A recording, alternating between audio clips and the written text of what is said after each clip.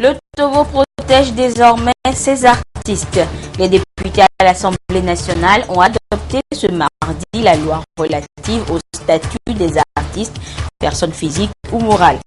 Un texte qui va doter le pays d'un cadre juridique législatif qui permettra de valoriser tout le potentiel artistique et culturel. Le feuilleton des examens de fin d'année se poursuit avec cette fois le tour du CEPD.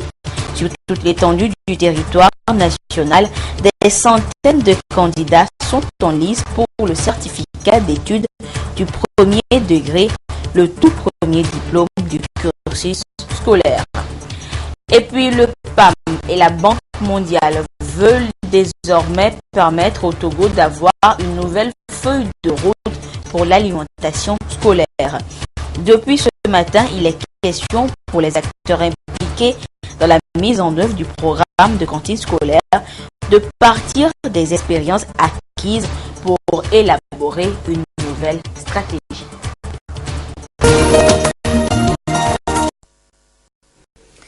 C'était les titres de cette édition. Bonsoir à toutes et à tous et merci de nous rejoindre pour le 20h sur la télévision togolaise. Tout d'abord, au courrier départ du chef de l'État, le président de la République Faure Sozimna Nyazingbe a adressé un message de félicitations à Sa Majesté Elisabeth II, reine d'Angleterre, à l'occasion de la célébration de la fête nationale de ce royaume.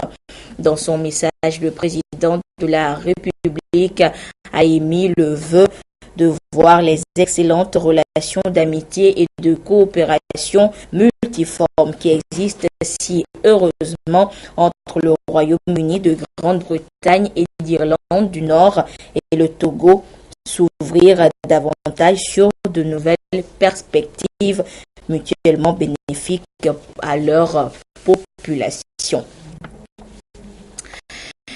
Et le séjour du président de la République, Faure Sozimna Nyazingbe, a été marqué, nous vous le disions depuis hier, a été marqué donc hier à Munich par sa participation à un forum économique consacré à l'investissement au Togo. Notre pays et la Bavière ont une fois encore manifesté leur volonté de renforcer les échanges économiques. Et outre sa participation à ce forum, le président de la République a également conféré avec plusieurs personnalités présentes en Allemagne. D'abord, il a échangé avec son homologue équato-guinéen Teodoro Obiang Nguema Bazogo sur la coopération entre Lomé et Malabo. Nous écoutons le président équato-guinéen au micro de notre équipe envoyée à Berlin.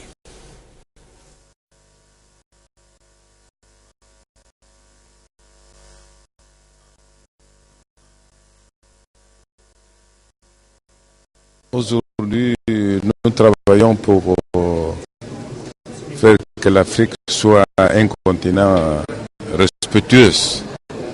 C'est-à-dire, vous savez que l'Afrique a été maîtrisée. Et aujourd'hui, nous devons prendre la responsabilité de faire que l'Afrique soit un continent comme les autres. Nous ne sommes pas colonies. Nous sommes déjà indépendants. C'est la raison que je crois qu'il faut encourager les jeunes pour travailler pour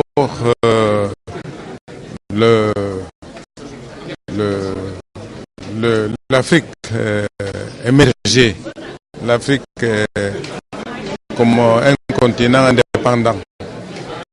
Ça, c'est le problème qu'on a parlé avec mon frère, pour l'encourager de continuer à travailler pour leur pays et pour l'Afrique. À la suite du président Obiang Nguema le chef de l'État Faure Zimna Nyazingbe a reçu dans ses appartements le président des petites et moyennes entreprises de toute l'Union européenne. Les propos de M. Rouven Mario sont recueillis par Yves Agbevivi.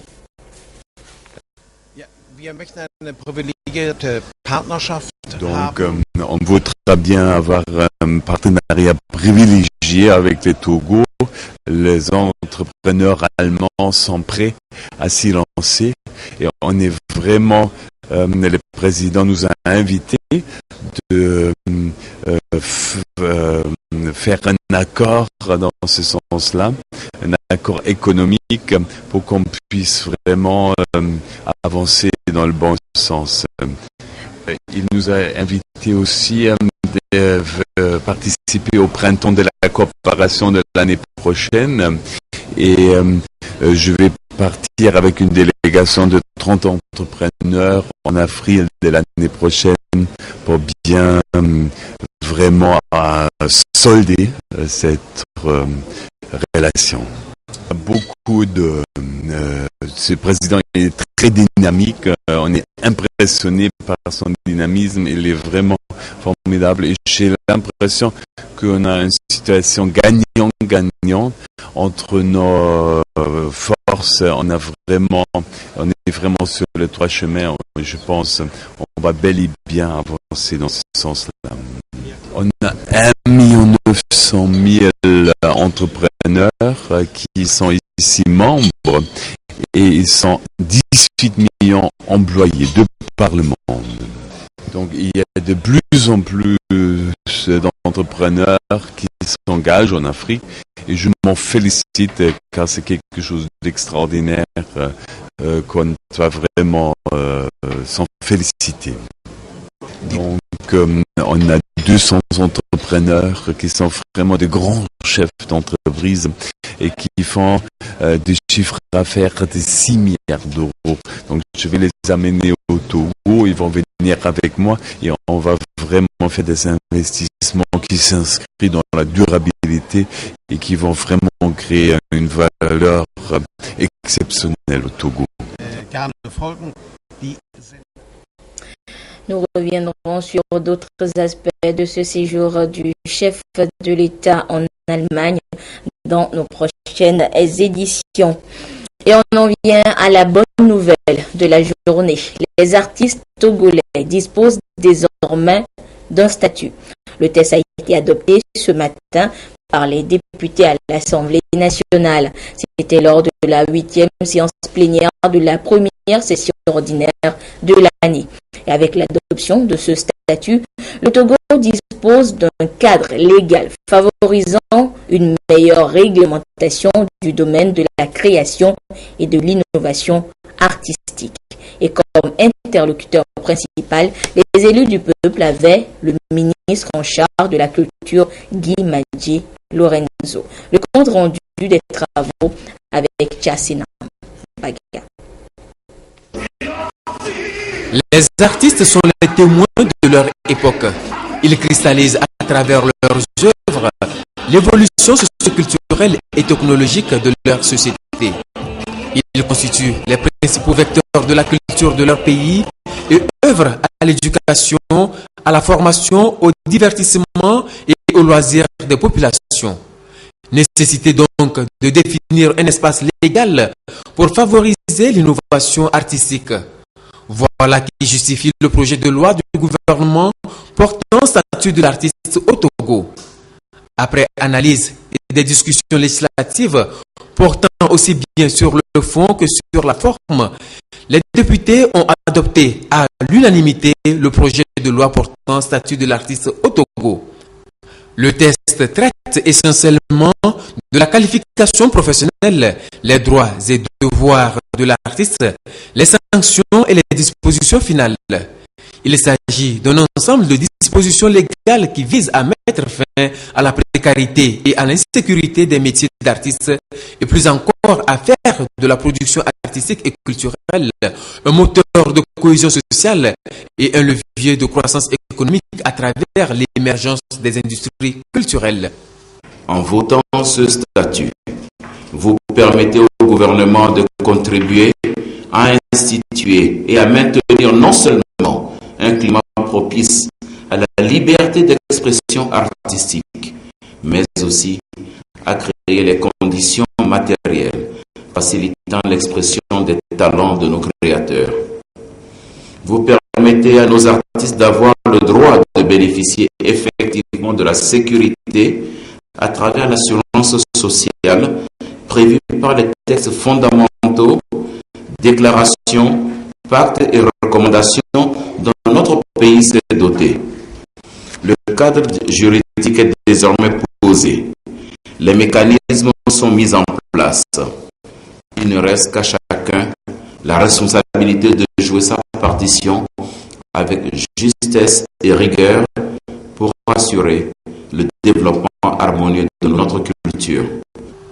En votant cette loi, les députés traduisent ainsi la reconnaissance de toute la nation au travail accompli par les artistes pour la sauvegarde et la promotion du patrimoine culturel au Togo. L'art, qu'on le contemple ou le produise, est bénéfique pour les individus ou les sociétés. Ces avantages étant nombreux et variés. Notre Constitution stipule, comme cela a été rappelé au cours de nos débats, que l'État a le devoir de sauvegarder et de promouvoir le patrimoine culturel national.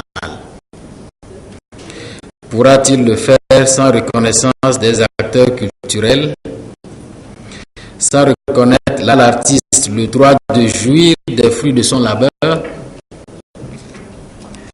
La création du Fonds national de promotion culturelle, devenu aujourd'hui le Fonds d'aide à la culture, par lequel le gouvernement apporte un appui substantiel aux acteurs culturels, est la preuve que les autorités togolaises ont conscience de l'importance des œuvres artistiques dans le développement socio-économique et la promotion du patrimoine culturel national. La loi portant statut de l'artiste que nous venons de voter confirme la détermination du chef de l'État, son Excellence Faure Sazina Gnassingbé, à œuvrer pour qu'aucune catégorie professionnelle de nos compatriotes ne se sente exclue de ces efforts pour le bonheur du peuple togolais. Mon vœu est que cette loi contribue à apporter des réponses complémentaires aux problèmes auxquels les acteurs de ce secteur font aujourd'hui face. La loi portant statut de l'artiste a été élaborée de manière participative avec l'ensemble des acteurs artistiques et culturels. Elle vient renforcer les actions du gouvernement dans le domaine des arts et de la culture, notamment l'adoption en 2011 de la politique culturelle et l'opérationnalisation en 2013 du Fonds d'aide à la culture. L'apport de la culture au développement socio-économique du pays n'est plus à démontrer.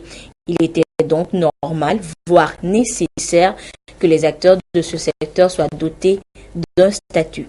Les premiers du monde des arts et de la culture à être au parfum de la bonne nouvelle livrent leurs impressions au micro de Pierre Sousoupo. La loi est votée et les artistes ont désormais un statut. Ce sont 11 articles regroupés en 7 chapitres pour amener les créateurs des œuvres artistiques à jouir des fruits de leur labeur. Et légalement, moment historique qui a d'ailleurs connu la présence d'éminentes personnalités du monde des arts et de la culture, au rang desquelles Claude Dissia, animateur de l'émission Couleur tropicale sur Radio France Inter. J'ai assisté à un moment extraordinaire. C'est un moment historique.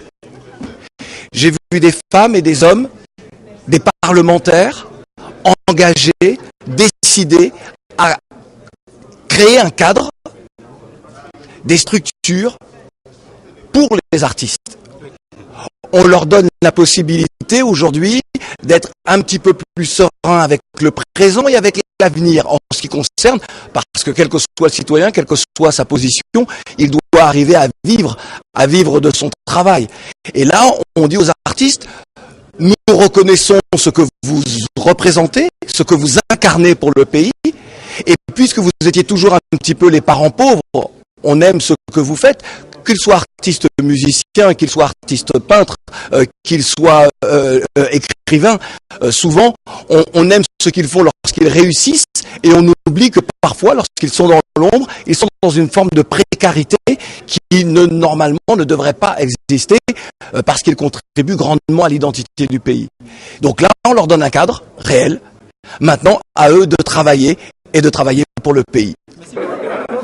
Le cadre juridique est défini, signe qu'au-delà d'une simple expression d'identité culturelle, le Togo est engagé à faire de la culture un facteur de cohésion sociale et de développement. La gestation de ce projet date déjà de longtemps. Et ça fait 8 ans que les artistes espéraient la réalisation et la venue d'une loi qui précise leurs droits et qui précise leurs devoirs. 8 ans pour accoucher, c'est quand même long et c'est difficile. Mais aujourd'hui, c'est chose faite et on ne peut que s'en réjouir. C'est un honneur pour moi d'être témoin vivant de cet événement. Je remercie le gouvernement et j'aimerais bien partager cette émotion avec tous les artistes, car aujourd'hui, les artistes viennent d'être dotés des instruments d'épanouissement, des instruments qui leur permettront de s'identifier avec fierté dans leur métier d'artiste, dans leur métier d'art. Vous savez que les créateurs, c'est les ambassadeurs de la nation. C'est les représentants du visuel de la nation. Et donc, ils se doivent d'être respectés. Et donc, ces lois qui sont aujourd'hui votées leur permettront d'exister et d'exister fièrement. Les artistes contribuent au bien-être de leur communauté. Cette loi vient réglementer leurs activités en dotant le secteur d'un cadre légal en vue de favoriser la création et l'innovation artistique. Autre actualité, aujourd'hui débute sur toute l'étendue du territoire national l'examen du CEPD, certificat d'études du premier degré. 199 751 candidats, dont 96 113 filles, passent leur tout premier examen dans les 1034 décrits du Togo. Et le ministre des Enseignements primaires et secondaires s'est plié à la tradition de tournées d'inspection dans certains centres d'écrit de l'OMI. Le compte rendu avec Augustin Kossi et Antoinette Homao. Vovor. Tous sont de jeunes candidats dont l'âge moyen est de 11 ans à l'examen du CEPD, certificat d'études du premier degré, le premier diplôme du système de l'enseignement au Togo. Première épreuve, étude de test, la mère chenille. Un sujet sur lequel les enfants planchent pour faire valoir les efforts de tant de jours et également en tirer une leçon de vie. Après 1h15, première impression. On a commencé le CPD avec l'étude de test et l'étude de test était très facile. Et puis la leçon de morale que j'ai tirée dedans est que il ne faut jamais moquer des personnes parce que se moquer des gens n'est pas bon. Juste après l'étude de test, je sentais le trac parce que je ne savais pas si j'avais écrit la bonne réponse ou pas. Ils sont 199 751 candidats, dont 96 113 filles réparties dans 33 centres d'écrit à travers le pays et au Ghana. Le ministre des Enseignements primaires et secondaires est allé à leur rencontre pour s'enquérir du bon début des épreuves. À l'EPP à Plau Gakli Batome, tout comme à l'école privée laïque La Source, il a pu se rendre compte de l'effectivité de l'examen.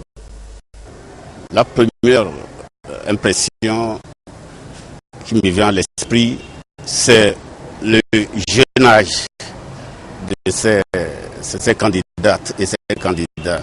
Depuis ce matin, les échos que nous avons sont bons. Les épreuves se déroulent dans la sérénité. Je tiens personnellement à renouveler mes félicitations à l'ensemble des enseignants et à leurs organisations syndicales. Des paroles d'encouragement, des exhortations, tout semble aller pour le mieux. Ici, dans ce centre, les personnes en situation de handicap, notamment les malentendants, bénéficient d'une prise en charge particulière.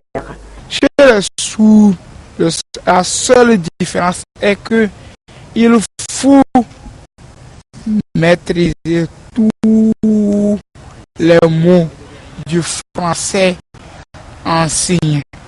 D'abord, avant de pouvoir transmettre la communication aux enfants.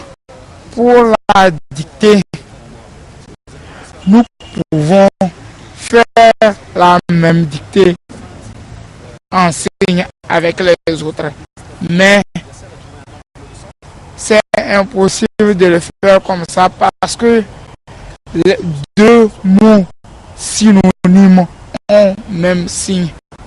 On peut dire papa et l'autre va écrire père.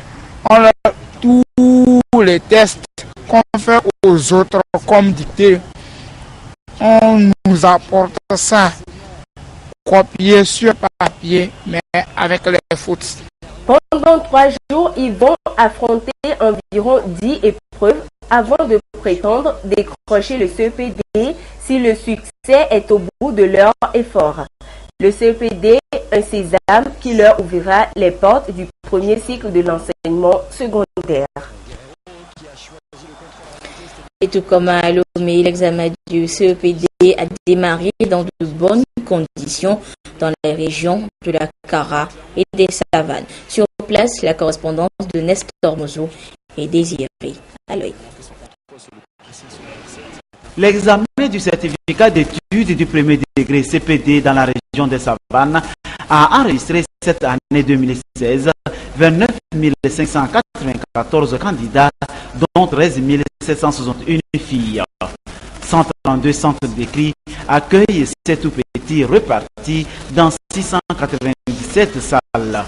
Pour débuter, ils planchent sur la première épreuve, l'étude des textes, titrée La mère chenille. Tous à la recherche du premier diplôme dans le processus scolaire au Togo. Les autorités, pour constater l'effectivité de l'écrit, ont sillonné quelques centres. De faire le tour, et nous constatons que l'examen a bien démarré. Et dans tous les centres, les candidats sont présents et composent dans de bonnes conditions. Tout évolue dans la sérénité.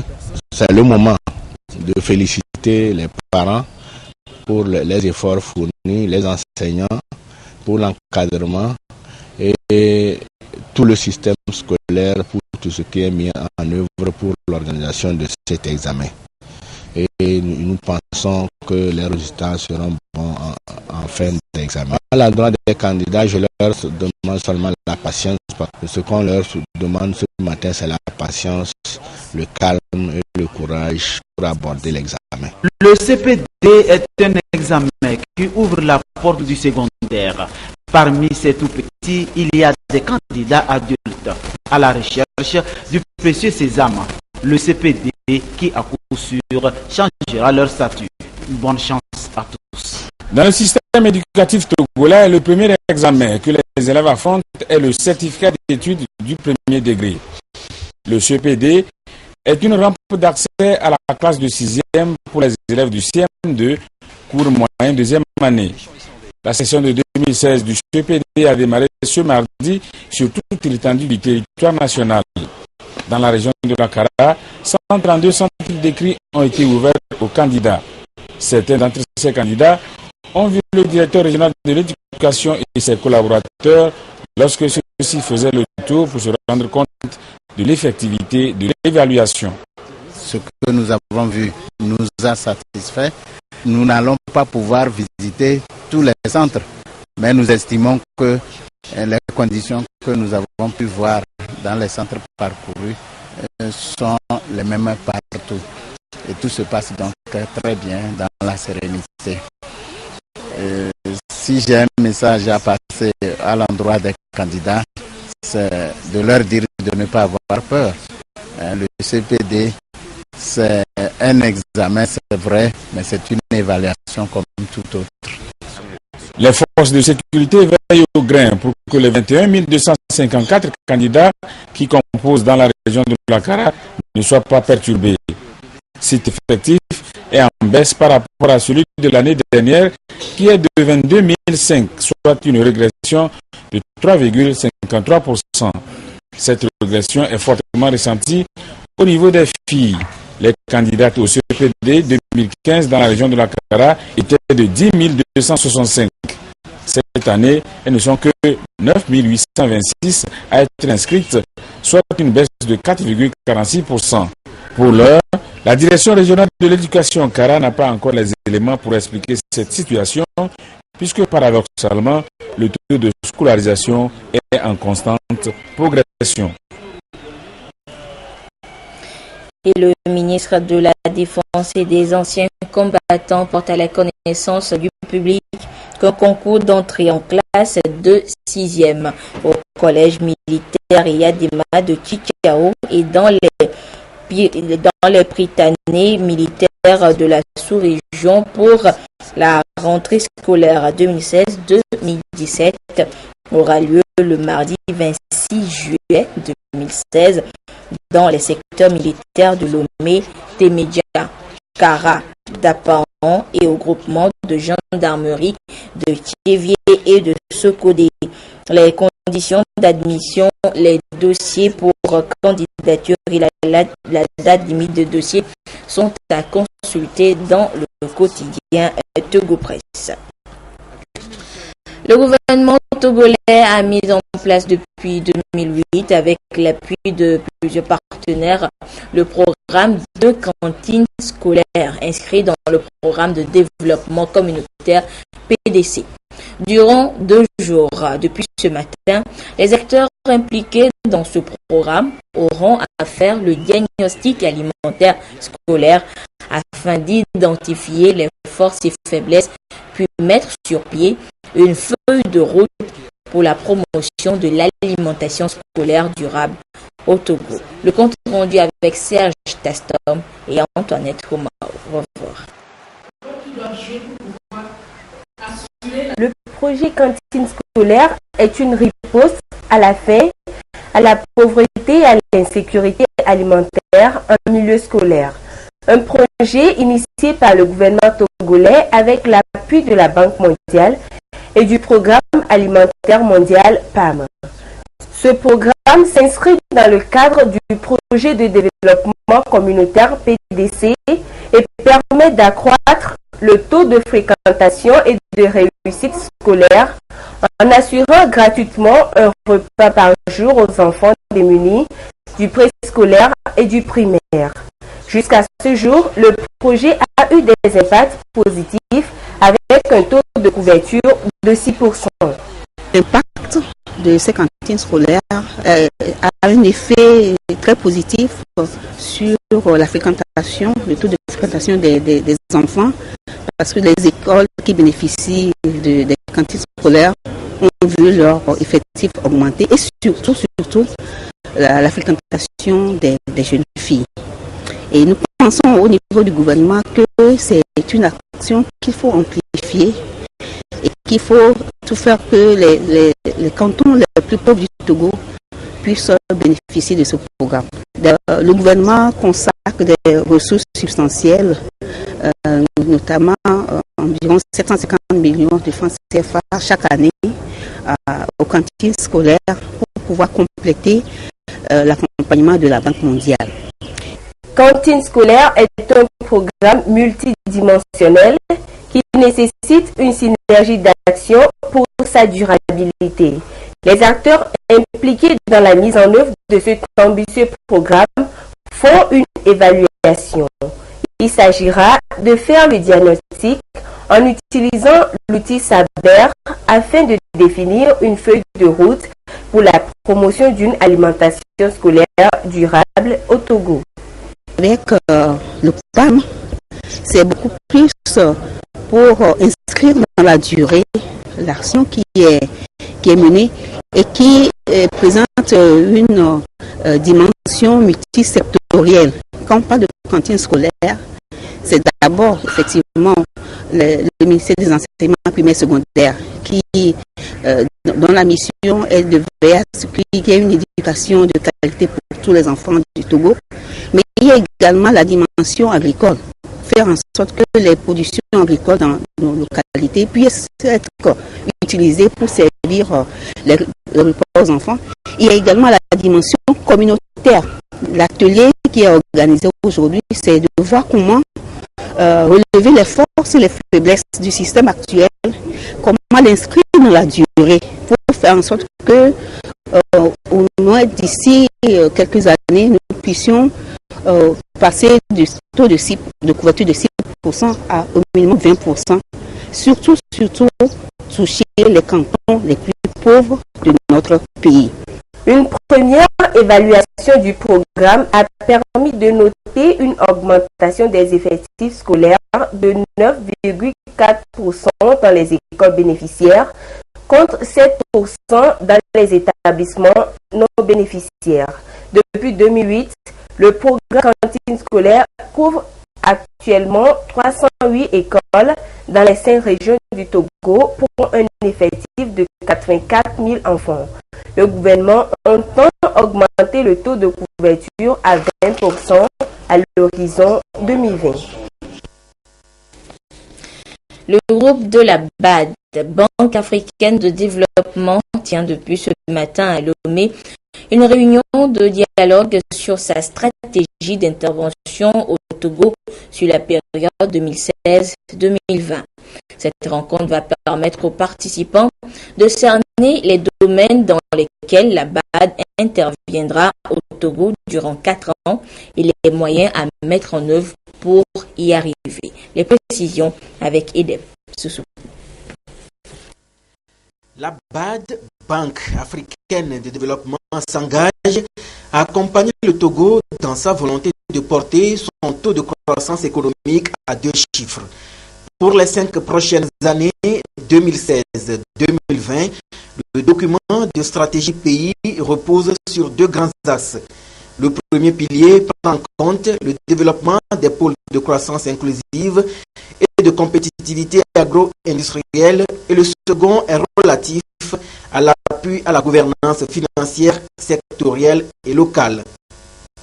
Ici, tous les acteurs de la vie socio-économique et politique du Togo sont invités et par le groupe de la BAD à mieux comprendre sa stratégie d'intervention au Togo et les moyens de sa mise en œuvre. Le gouvernement et la banque ont convenu de se concentrer sur le secteur de l'agriculture. Vous savez que c'est l'agriculture qui emploie la majorité de la population togolaise et c'est ce secteur-là qui a une grande part dans le PIB du pays. Le deuxième axe qui va nous permettre de booster cette économie, c'est l'appui que nous voulons apporter au Togo dans son élan pour renforcer sa décentralisation. Maintenant, les grands projets sont les grands projets de l'État. Nous souhaitons appuyer l'État dans la mise en place de ce que le gouvernement appelle les agropoles, les grandes zones de développement agro-industriel. Nous avons prévu accompagner le gouvernement dans 3 zones. la zone de Loti, du Kara et du Mono. Pour le gouvernement, ce second document de stratégie pays, après celui de 2011, cadre bien avec la vision prospective du Togo, le plan national de développement et les budgets programmes 2016-2018 qui attendent de renforcer la résilience de l'économie togolaise. Un accent sera mis sur la modernisation, la diversification et la transformation agricole. Au cours des prochaines années, la mécanisation de l'agriculture sera une priorité. Ce document s'appuie sur la stratégie décennale 2013-2022 de la Banque et ses 5 priorités institutionnelles, ainsi que sur la stratégie d'intervention pour remédier à la fragilité et renforcer la résilience en Afrique. Il servira également de cadre pour l'examen de l'éligibilité du Togo au pilier 1 de la facilité d'appui à la transition. Tout le mérite a été rendu à l'État togolais, qui est l'un des premiers pays africains à imprimer dans sa nouvelle stratégie pays d'intervention de la BAD les grandes priorités institutionnelles de la BAD pour l'Afrique.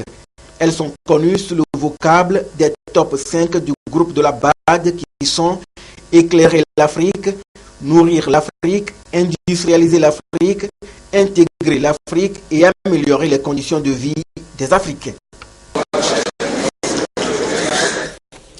Les efforts d'intégration des objectifs de développement durable, ODD, dans les instruments de planification du développement vont bon train dans notre pays. En témoigne le rapport élaboré à cet effet, ce rapport qui sera présenté au Forum politique de haut niveau sur le développement durable du 11 au 20 juillet prochain à New York et qui aujourd'hui est soumis à étude en vue de son adoption. Le compte rendu avec Komu Oyode. Nul ne devra rester à la traîne au Togo d'ici à l'horizon 2030 dans le processus de réalisation des objectifs de développement durable ODD adopté il y a seulement quelques mois. Et pour gagner ce pari, il va falloir intégrer ces objectifs dans les instruments de planification du développement. Pays pilote dans la mise en œuvre de cette politique, le Togo va pouvoir se frotter les mains. Cette dynamique de réalisation figure ici dans ce rapport soumis à étude en vue de sa validation. Au titre de ces efforts, on peut d'abord parler de